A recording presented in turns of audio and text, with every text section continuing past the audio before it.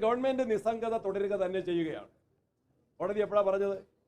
ഇന്ന് നവംബർ മാസം 6-ാം തീയതി ആണെങ്കിൽ ഒക്ടോബർ 6 ഒരു മാസം മുൻപാണ്, കൃത്യമായിട്ട് ഒരു മാസം മുൻപാണ് സ്പെഷ്യൽ ഇൻവെസ്റ്റിഗേഷൻ ടീമിനെ പ്രഖ്യാപിച്ചുകൊണ്ട് ശബരിമലയിലെ വൻപിച്ച കൊള്ള കോടതി അന്വേഷിക്കണമെന്ന് പറഞ്ഞത്.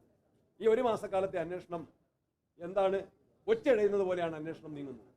പ്രതികളെ സംരക്ഷിക്കാൻ ദേവസ്വം ബോർഡ് അംഗങ്ങൾ, രാഷ്ട്രീയ നേതൃത്വം, അവരുടെ പങ്കാളിത്തം പകൽ പോലെ വ്യക്തമാണ്. ഈ സ്വർണം തിരികെ കൊണ്ടുവരാൻ സാധിച്ചില്ല. എല്ലാ പ്രതികളെയും നിയമത്തിന് മുമ്പിൽ കൊണ്ടുവരാൻ കയ്യാമം വെക്കാൻ സാധിച്ചില്ല. അവരെ സംരക്ഷിക്കുകയാണ്. തെളിവ് നശിപ്പിക്കാൻ തൊണ്ടി മുതൽ, ഒരു മോഷണക്കേസാണല്ലോ, അതിലെ തൊണ്ടി മുതലിന് ഏറെ പ്രാധാന്യമുണ്ട്. സ്വർണ്ണപ്പാളികൾ, താരവാല ശില്പത്തിലെ സ്വർണ്ണപ്പാളികൾ, വാതിൽപ്പാളികൾ, കതക് ഉൾപ്പെടെ കോടതി ഇന്ന് ചൂണ്ടിക്കാട്ടിയിട്ടുള്ള എല്ലാ സ്വർണത്തിൻ്റെതായ വസ്തുവകളും അവിടുത്തെ വിശ്വാസത്തെയും ആരാധന സംവിധാനങ്ങളെയും എല്ലാം തകർത്തുകൊണ്ടാണ്, അതെല്ലാം വ്യാജമായിട്ട് ചെമ്പിൽ നിർമ്മിച്ച് പൂജാതി കർമ്മങ്ങൾ നടത്തി വിശ്വാസ സമൂഹത്തെ ലക്ഷക്കണക്കിന് ശബരിമല ആരാധകരെ വഞ്ചിക്കുകയായിരുന്നു ഈ സർക്കാരും സംവിധാനങ്ങളും എന്ന് വളരെ വ്യക്തമാണ്.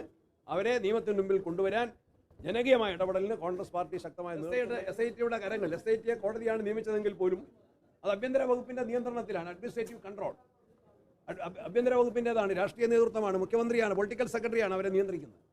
അവർ ഭയപ്പെടുകയാണ്.